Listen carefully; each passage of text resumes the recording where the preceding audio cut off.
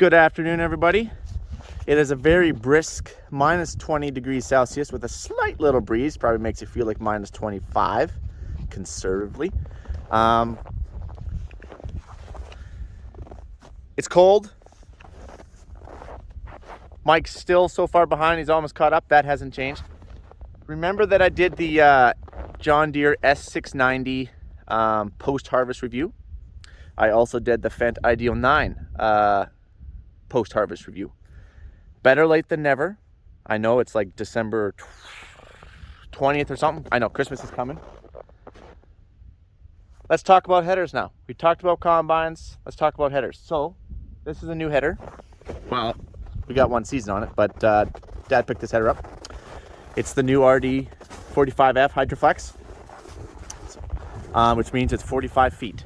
Now, just to give you a little bit of history here, we've always ran the 645 Hydroflex headers on the S690s. So prior to going to the Ideal combines, which I've said before, we had S690s with 645 Hydroflex headers, okay?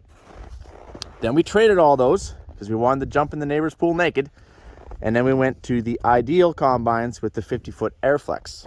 We'll talk about the Honeybee after this video. This video, we're just going to concentrate on the John Deere header.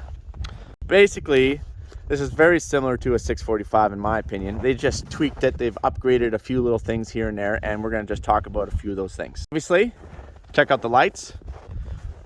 Looks pretty cool if you're a cosmetic kind of guy. The shields are obviously indented. It's totally different shields, but that's all cosmetic. I do believe that the meat and potatoes is about the same. The canvases on the 645s were just single belt drive. Now they're double belt, so that way they won't jump off so easy. Also, on the 645s, we only had 3 of these hockey sticks. So these hockey sticks, this is when you want to cut in straight cut mode and you want to leave some straw. This plastic, let me get under here a little bit more here. This is adjustable, okay, with these 2 bolts. So this is when you want to be in rigid mode. And there's only ever 3, if I can get this, there, 3 on a 645. On the new header, this one, they put 4. So they kind of moved them around a little bit, put this one a little bit closer to the edge of the header, which is awesome. Prior, it probably would have been here, would have been my guess. And then they had 1 center and 1 on that side. So they put 1 extra hockey stick under them and then moved them around. Let's go over here. They're sitting on a Stud King trailer. They do not have any sort of integrated transport. So that is a bit of a con, at least in my opinion. I want integrated transports on just about everything. The other thing that they did is they put a gigantic, this will hold my weight here. They put a gigantic Auger in here, massive, which is actually a con in my opinion. Obviously they did it for a reason, but in my opinion it's a con. It actually obstructs your view a little bit from the cutter bar. I definitely don't like that. But the pro is they put it right to the end of the header. So on the 645s, it stopped right about here, right there. And then when you're cutting canola, the canola would come in, wedge itself underneath the support brace, and then there'd just be this wad that was just sitting there like this. Finally, it would get so big, it would actually roll over, go down your Auger, and then plug your feeder house. So it's awesome that they have a full-length Auger. Okay. Sorry, but I'm a little chilly here. Another big pro about the John Deere header is it's beefy, it's heavy, it's pretty dang hard to break. You got this is the lowest point of this header. It's the back of it. It's pretty solid. Notice that they put the hydraulic lines, any electrical, they tuck it up higher. So that way when you're going down the road, when the header's lifted all the way up, the back of it, which is at the lowest point. That's pretty important, especially for us. And the reason why is because we seldomly ever take off our header because, you know, we're fairly blocked up. We can easily move 10, 20 miles with our header on board on the combine. But there is some really tight areas. Some areas where sometimes an RM put a new sign that's kind of in the way. Maybe some fence posts. Maybe you're trying to get in through gates, you know. When you're running the John Deere header, you really don't have to worry too much. If you accidentally tick the top of a fence post trying to clear it, don't matter. You ain't gonna hurt this header. You're not gonna hurt this header. You might hurt the fence post, but you're not gonna hurt the header. You would have to hit it like a freaking power pole or something to actually do any damage to this header. It's a pretty solid header. That's a huge pro.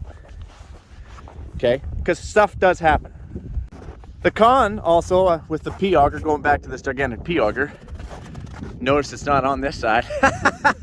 It broke off. I told you everything breaks down. It got out of balance, or they put it on and it wasn't in balance or something. It was kind of going like this a little bit, and it did not take long before it started breaking some of the steel. And we actually took it off before it broke off. So you have split canvases on these. I'm indifferent, okay? The honeybees, it's one solid canvas all the way across. On the John Deeres, they split them, so you got actual 4 canvases on this header to feed to the center canvas. The downside to this is if you have a roller sensor. So a major problem that we've always had on the 645 headers is there's sensors to basically let you know if your belt is slipping or not. So maybe your combine along, maybe you're, I don't know why, but bringing a wad, it gets so much weight on it, whatever, and it starts to slip. Maybe you have a bearing go and it would stop. It would kind of tell you before you burn your belt off. Well, that sensor would always go. You get a little stone, a little rock or something in it from when you're transporting it like this. It kind of gets in there and rattles all the way down, and then you, as soon as you fire it up, it snaps that sensor. Huge pain in the butt. That sensor will shut you down, and you have to pull all this off. The canvas is one piece, okay? There's no joiner in this canvas. You got to literally pull everything apart to pull this canvas off. Pretty big job. Not super fun, not gonna lie. That's a con, in my opinion. What else? Oh yeah, so on the John Deere combines, I just keep making circles. They have the PTO. They only actually drive it off the left-hand side of the combine. There's nothing on the right-hand side of this header, as you can see. It's all driven off here. And it's the small 1000, which I always thought everything was, but the ideal, the Fendt combines, are big 1000s. And they actually have them on both sides. And you think, well, that's pretty cool. I got the freaking big 1000 on my combine. Until you can't get them off. That's not fun. So what we'd do is we'd spray that black graphite stuff on there, and it's super dry, and that'll help slide it for a little bit. But if you combine for a week, oh man, it takes solid 2 people, maybe with a pry bar, to pull those shafts off. But we'll talk about that later when we get to the honeybee side. But the John Deere one always comes out pretty good. Small 1000, only one of them to take off. You got your power point. That's pretty much it, you guys. They're pretty simple headers. It worked pretty good, other than our P auger flew off. But otherwise, it worked pretty good. But these bushings here, John Deere's prone for this. They have a little plastic bushing in here. This is wore out, you can see, which means it's already riding on the bottom here. That gets annoying. That's a common part that goes on these combines, or these headers.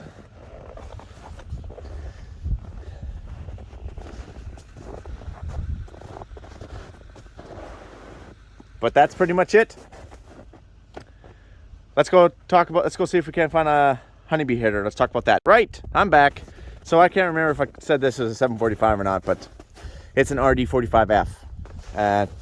Probably a difference. Probably can't even call it 745 anymore. It's probably the upgraded version from a 745. I've been a little bit out of the John Deere headers because we've been running the honeybee air flexes a little bit, but I want to talk about a couple of things that I forgot. One is the adapter. So as you see, there is no adapter. There's no independent adapter on the John Deere header. It's just a rigid board. So your combine hooks right here, and it's literally fastened to your feeder house. Yes, you have your tilts and stuff, you got your sensors on your feeder house, which trigger with the hockey sticks, okay? But the Honeybee and the MacDon, and I do believe the new 50-foot and 45, it's probably a whole series of headers that has the independent travel and has an independent adapter as well. I do believe, don't quote me on that, but I'm pretty sure. But anyways, these ones do not. So this is a rigid header when you hook it up to your combine. I like to have the adapter for extra floating. When you hook up to the adapter, your header actually has, a certain amount of range where it can float on in there independently by itself without having to use any of the sensors. So I do like that. That, and you also have wheels. The MacDon, the Honeybees, they always have the extra wheels, so kind of floats on the wheels. There is no wheels on here. I don't like that. So basically, for example, this has happened. This is why you're running along with this 45-foot, right, on your combine. Maybe you are your combine along at, say, 5.5 mile an hour, and you cross a sprayer rut, like a 710 tire sprayer rut, like wide, and you cross it just perfectly that your combine tires, your full front combine tires, drop in. But your combine at 5.5 mile an hour, which is an average combine speed, but maybe you're only cutting about 4 or 5 inches off the ground, and this has happened. You drop into this big rut. Maybe you didn't see it in time. Maybe it was a really thick crop, whatever. Maybe the crop was lodged and laid down. You still couldn't see it. And you just smack this header on the ground. Like you just be going along, and all of a sudden, bam, it hits the ground like that. When you have an adapter with the ground wheels, that doesn't happen.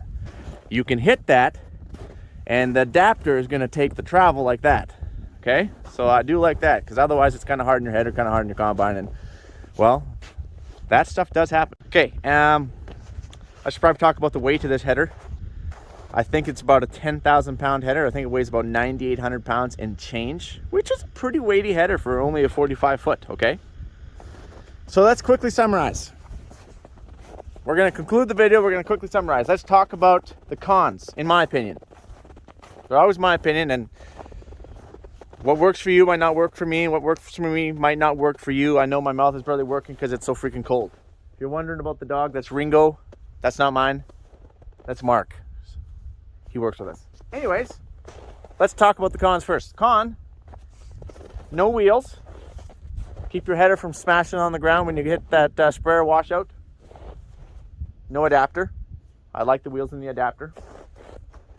I guess another con is it is heavy. It's about a 10,000 pound header. Another con is the gigantic oversized Auger that they stuck in there. Another con is when you want to change the sensors on those rollers,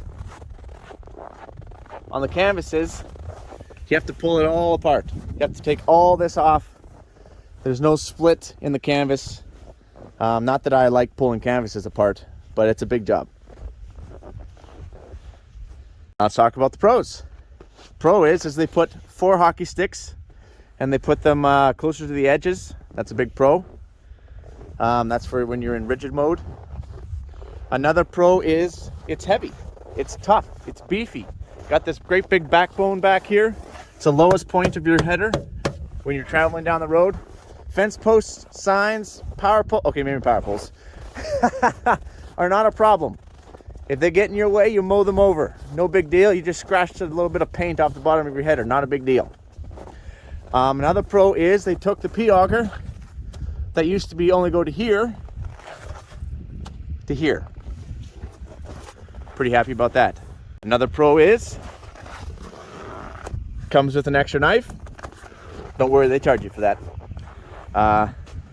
But you can keep your spare knife on each side in there. And the last one is just a left-hand drive, single point, small 1000.